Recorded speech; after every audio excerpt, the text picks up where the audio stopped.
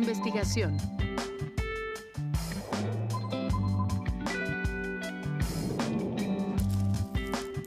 Metodologías.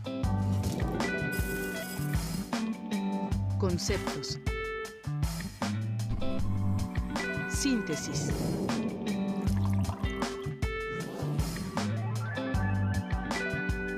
Un café con 3 de ciencia. Hola, ¿qué tal? Muy buenas tardes. Bienvenidos otra vez a Un Café con 3 de Ciencia. Les saluda la doctora Diana Patricia García Tello y su servidor, el doctor Ulises Moreno Celis. El día de hoy estamos en la Facultad de Ingeniería. La Facultad de Ingeniería inició labores el 24 de febrero de 1951 junto con la Facultad con Derecho y Químico Farmacobiólogo. Son de las licenciaturas fundadoras de esta universidad y iniciaron labores en el Centro Histórico.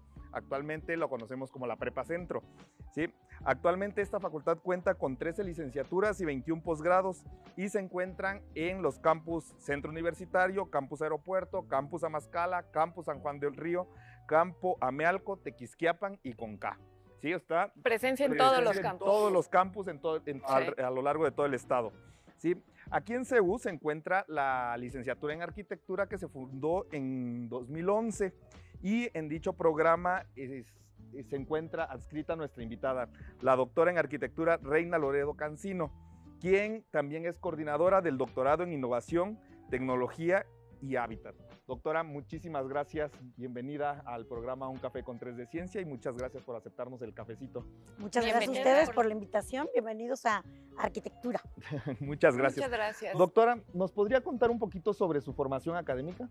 Sí, bueno, yo soy arquitecta por la Universidad Autónoma de San Luis Potosí, tengo una maestría en la UNAM, un doctorado en proyectos arquitectónicos por la Universidad Politécnica de Cataluña y hice mi postdoctorado en la Universidad de Texas, en Austin. ¿Cómo es esta parte de la formación y cómo es que llega a la UAC? Bueno, primero que nada empecé mi carrera profesional en términos de la academia en una universidad privada en León, Guanajuato, en la Universidad La Salle. Después empecé a trabajar en la Universidad Autónoma de Tamaulipas. Yo trabajé en la Universidad Autónoma de Tamaulipas 8 años. Ahí fui profesora de tiempo completo y después por cuestiones personales, por cuestiones sociales, he tenido que emigrar y he venido aquí a la UAC. La carrera de arquitectura es una carrera que ha crecido mucho en los últimos años y era muy necesaria la presencia de más profesores de tiempo completo. Entonces, había un espacio, había que pasar por un proceso y aquí he pasado. Y aquí estoy. Muy bien. Doctora, ¿nos podría platicar un poco cuál es su área de investigación? Sí, bueno, yo trabajo, primero cuando me especialicé, cuando hice mi doctorado, yo tenía mucho interés en cómo se generaban los proyectos arquitectónicos. Mi curiosidad era qué pasaba, ¿no?, en la cabeza de los diseñadores para poder crear algunos proyectos. Me interesa especialmente un periodo de la arquitectura, que es la arquitectura moderna, es decir, una arquitectura que se genera entre 1920 y 1970. Digamos que ese siempre fue mi periodo de estudio. Pero después, cuando hice el doctorado, me di cuenta que si bien es muy importante lo que los individuos viven para crear, también es muy relevante lo que pasa en el contexto, ¿no? El contexto cultural, el contexto económico, el contexto geopolítico. Y bueno, entonces mis investigaciones empezaron a tomar unas líneas muy diversas y cuando llegué a mi postdoctorado, pues cambió radicalmente mi tema de estudio.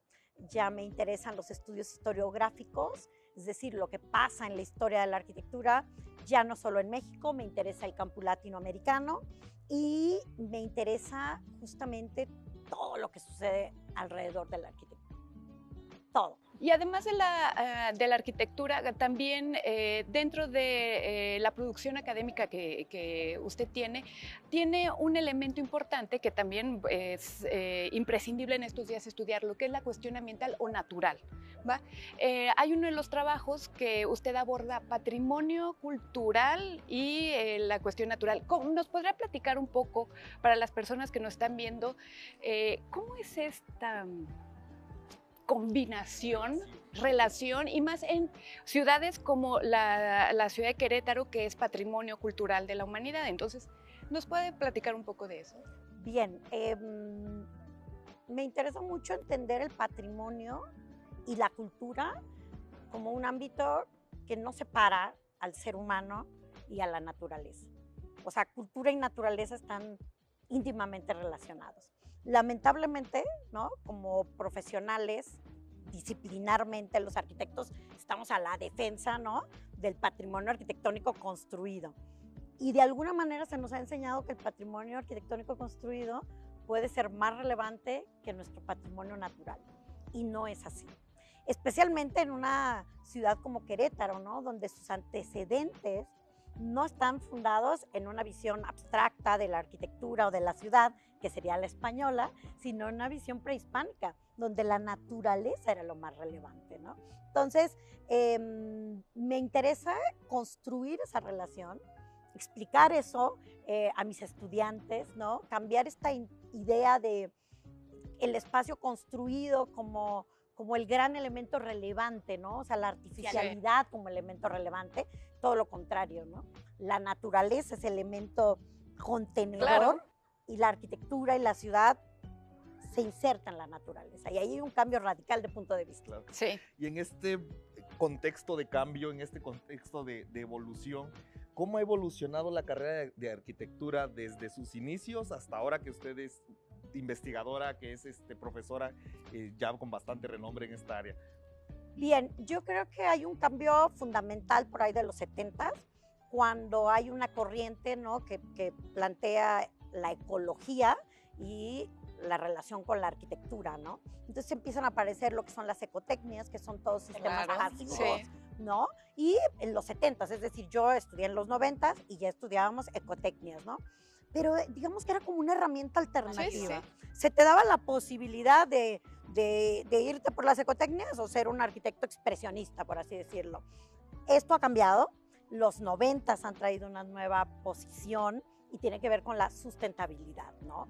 Ya la arquitectura no puede plantearse si no tiene una visión de sustentabilidad, de una relación con el medio ambiente. Hablamos de materiales, de sistemas constructivos, de artificialización de espacios, ¿no? Etcétera. Bueno, y en esto que hay temas que no solamente la arquitectura, sino también otras disciplinas tienen que estar abordando. En la arquitectura, ¿qué tan complejo es la interdisciplinaridad? O sea, trabajar con otras profesiones, con otros perfiles y más, bueno, en fin, ¿qué tan complejo o no es complejo? Yo creo, a ver, la arquitectura siempre es una disciplina que está a caballo entre lo técnico y lo artístico, ¿no?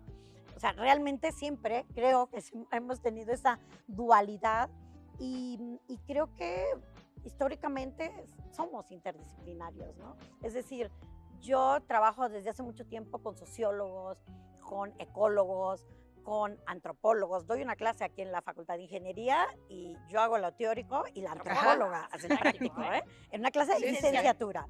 Entonces, creo que esa parte interdisciplinaria es el espíritu de la carrera, especialmente porque trabajamos con temas sociales, con temas tecnológicos, innovación, ambiente. Sí. Entonces, no es difícil, aunque yo creo que esta posición positivista, ¿no?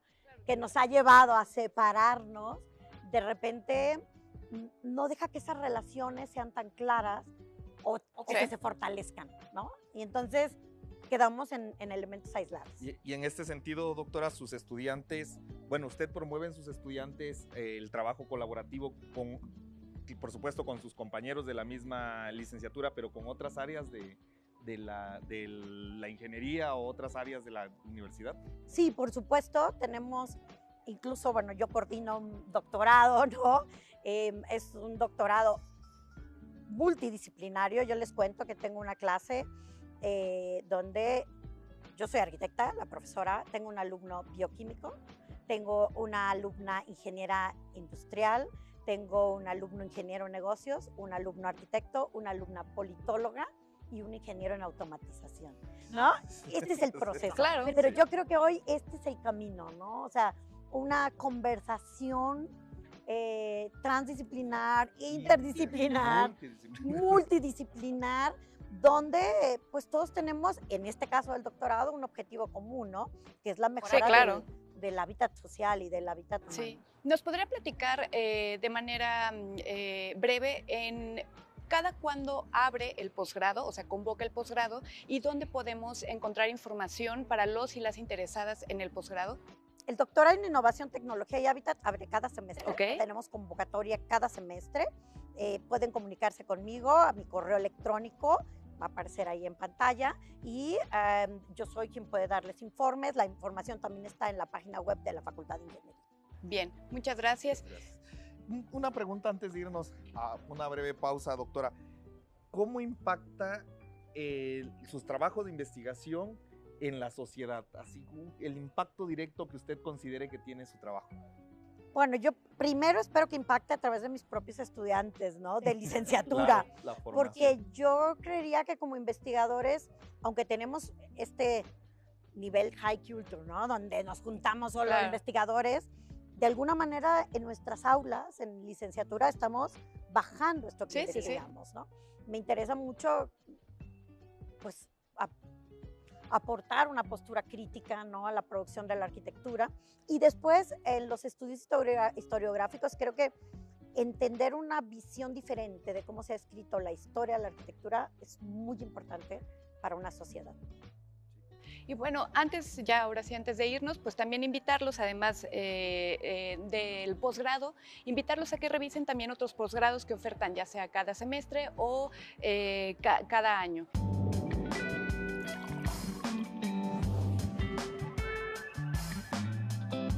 Un café con 3 de ciencia. Bienvenidos de nuevo a Un Café con 3 de Ciencia. Regresamos con la doctora Reina Loredo Cancino, quien es profesora investigadora de la Facultad de Ingeniería en la licenciatura en Arquitectura y coordinadora del doctorado, perdóneme doctora, del doctorado en Innovación, Tecnología y Hábitat de esta misma facultad.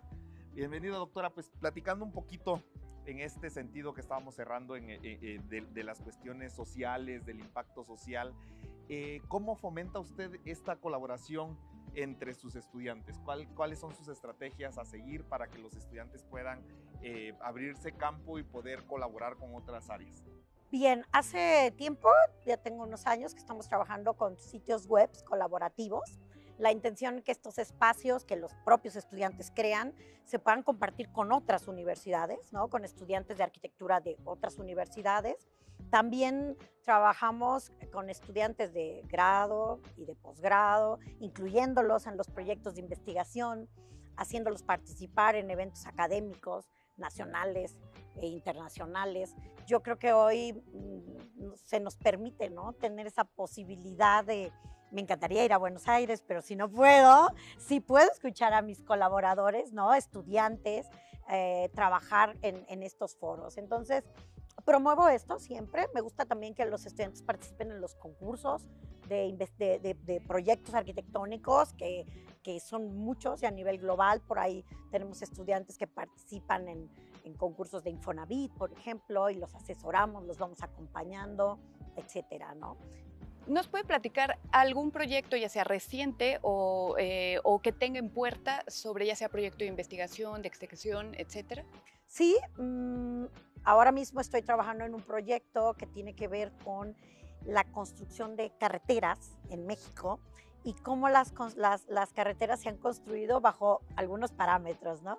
Mi primer acercamiento, y que ya estoy avanzada, pero es una carrera larga, es con la carretera 57, ¿no? El tramo 57 de México a Estados Unidos, pero en realidad mi objeto de estudio es la carretera panamericana, claro. Que es toda, desde Alaska hasta Tierra del Fuego, que tiene ahí un bloque que no se ha construido y que es el que está en Colombia, pero me interesa recuperar toda la historia de esta carretera desde una perspectiva, pues, no centralizada en la visión panamericana de Estados Unidos, sí, claro, que es bajo la cual se ha estado escribiendo, sino una visión centrada en las necesidades locales, ¿no?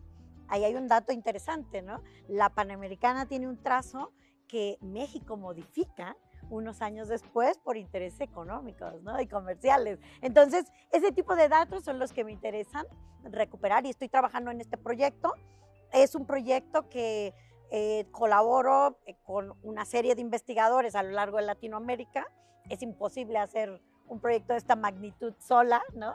Pero la intención es recoger toda esta información. Y va a estar, bueno, estaremos muy pendientes cuando saquen resultados o avances, porque sí coincido con usted y con su equipo en el hecho de la carretera 57 y donde está ubicada, bueno, o sea, es un parteaguas dentro de las actividades económicas, sociales y políticas, entre otras cosas, de la región. Correcto. Entonces es toda un caso de estudio muy interesante y que tiene muchísimas aristas. Entonces estaremos pendientes de los resultados en un futuro sobre ello. Doctora, sobre la divulgación que nos comentaba hace un rato con sus estudiantes y demás, ¿cómo participa usted en proyectos, en cuestiones de divulgación más que en proyectos, en cuestiones de divulgación? ¿Cómo promueve usted la difusión de sus resultados, del conocimiento que se está generando, ya sea en los laboratorios o que se está generando desde las observaciones críticas y científicas que usted realiza? Bien, bueno, estamos siempre abiertos a participar en foros, ¿no? En foros que organicen y que estén publicados constantemente en redes sociales, ¿no? Yo creo que este es el gran camino. Tenemos un grupo de investigación latinoamericano que vamos reuniéndonos y vamos subiendo resultados, hacemos nuestros discursos, nuestras discusiones en privado, seminarios, y después subimos los resultados, ¿no? Unas mesas redondas que ponen sobre la mesa pues nuevas formas de observar la historia de la arquitectura, ¿no? También estoy colaborando hace ya algunos años con una iniciativa que surge en el MIT en Estados Unidos sobre la historia de la arquitectura desde un ámbito global. Es una iniciativa muy interesante para profesores de historia de la arquitectura que quieran recoger materiales gratuitos. Se producen materiales gratuitos por parte de los socios. Ya no contamos la historia de la arquitectura mexicana, sino, por ejemplo, yo cuento la historia de la arquitectura del petróleo, ¿no? Asociada al petróleo a nivel global, con casos de estudio en todo el mundo, no con un periodo histórico, sino a largo alcance, y los materiales son gratuitos. Están al alcance de profesores y de estudiantes. La mayor parte de los materiales están hechos en inglés. Los que somos latinoamericanos hacemos en inglés y en español para que estén ahí, pero imagínense que es una forma de difundir conocimiento y gratuito y a la mano de todos. Y además que, por ejemplo, en el tema, retomando esta cuestión que de los trabajos que ha hecho sobre el petróleo, entender también, y a los que nos están viendo y las que nos están viendo, que esta parte, este elemento forma parte también de la historia de México, o sea, y se puede leer de distintas formas. Y conforme esta parte de la investigación, ¿cómo ve usted actualmente los retos que tenemos en la investigación en México? Bueno, qué pregunta, ¿no? Yo creo que uno de los retos fundamentales, y lo digo desde mi área, ¿no? Que es la que puedo controlar, primero que nada es establecer objetos de estudio y temas de estudio que encuadren, ¿no? en las dinámicas que están planteadas en el país, ¿no? Aquí hay que hacer algunos esfuerzos porque creo que antes teníamos unos parámetros más amplios, ahora son más cerrados. Creo también que un reto está en encontrar recursos en otros ámbitos, ¿no? O sea, algunas convocatorias internacionales pues son accesibles. Hay que trabajar el triple probablemente porque la redacción, la forma de presentación es diversa en Estados Unidos, en Europa, de la que hacemos nosotros, pero pues es un reto, hay que conseguir recursos, hay que establecer convenios de colaboración. Yo creo que esto también se vuelve muy relevante.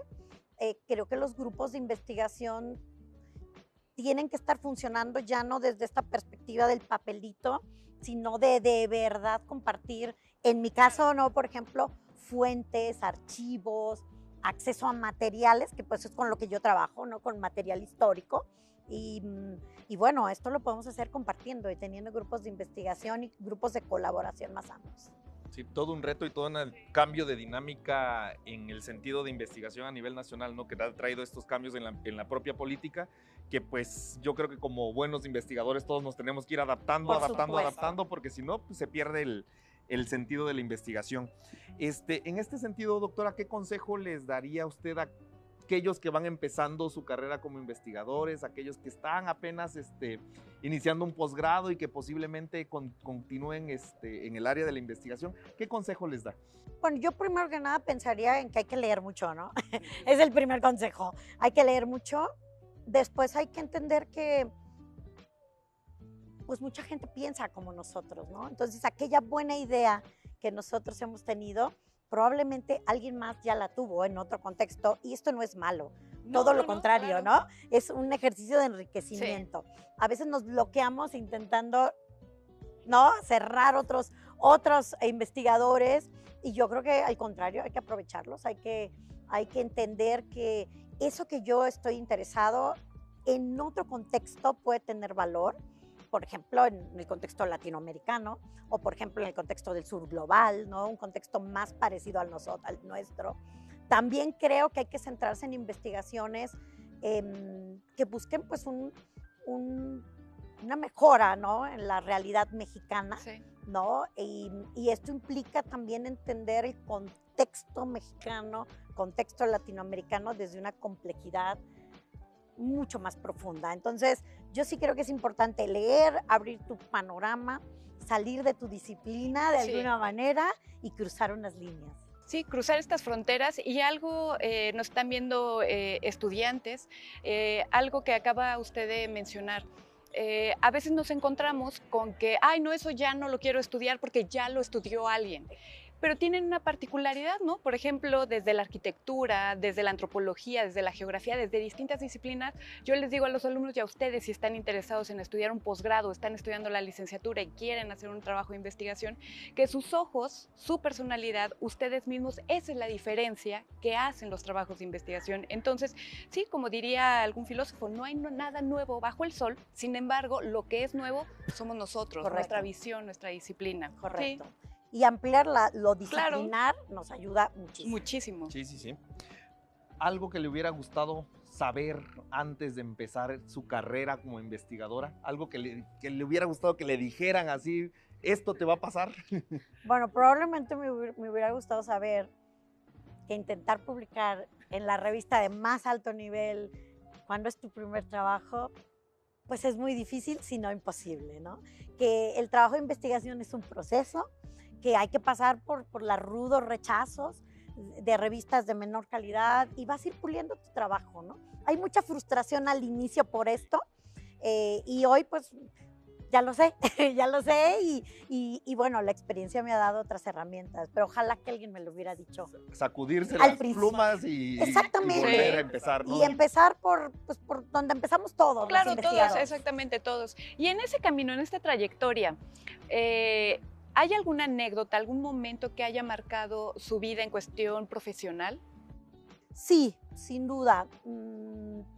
Empezó en el doctorado, cuando yo tenía un interés de estudio, un objeto de estudio muy específico, y ustedes conocerán Gilitla, sí, y conocerán esta obra de Edward James, sí, ¿no? Y yo llegué a mi doctorado decidida a estudiar esto, y pues básicamente me dijeron, no, esto no es relevante para la arquitectura, ¿no? Y fue un cambio un poco chocante, un poco duro, pero cambió mi perspectiva en relación a los objetos de estudio, aquello que me interesa estudiar. En el propio doctorado me explicaron la relevancia de estudiar México por encima. Yo estudié mi doctorado en Europa, ¿no? Y me explicaron muy claramente mis tutores, es que estudia México, nadie mejor que tú, sí, claro, para estudiarlo. Y en mi postdoctorado aprendí la importancia de Latinoamérica. Entonces, creo yo que es relevante que los objetos de estudio estén asociados a ti, a tus intereses, a tu realidad. Y desde entonces, bueno, esto ha cambiado mi perspectiva de lo que estudio y de cómo lo estudio, definitivamente. ¿Cuáles son los proyectos a futuro que usted tiene? ¿Cuáles son, ya sea en cuestión profesional y en cuestión académica? Bien, bueno, el gran proyecto pendiente que tengo en este momento es la escritura de un libro. Tenemos ya una aceptación en Springer para hacer un libro sobre la arquitectura asociada al extractivismo. Yo he trabajado con arquitecturas asociadas a un tipo de extractivismo, el petrolero, pero pues ahora necesito ampliar el campo y bueno, es un trabajo que me va a llevar un par de años, me parece, pero ya está empezando. Bien. Doctora Reina, ha sido un gusto platicar con usted, charlar, conocer su trabajo, gracias. conocer estos proyectos que tiene futuro y los trabajos que ha hecho. Entonces, sin duda, pues estaremos al pendiente de los resultados de esta investigación que nos ha comentado. Gracias, compañero. Nos despedimos una servidora, la doctora Diana y el doctor Ulises. Les recordamos seguir nuestras redes sociales en Facebook y también seguir las redes sociales que tiene el posgrado en el doctorado en innovación, tecnología y hábitat. Se despide de usted la doctora Diana. Nos vemos a la próxima.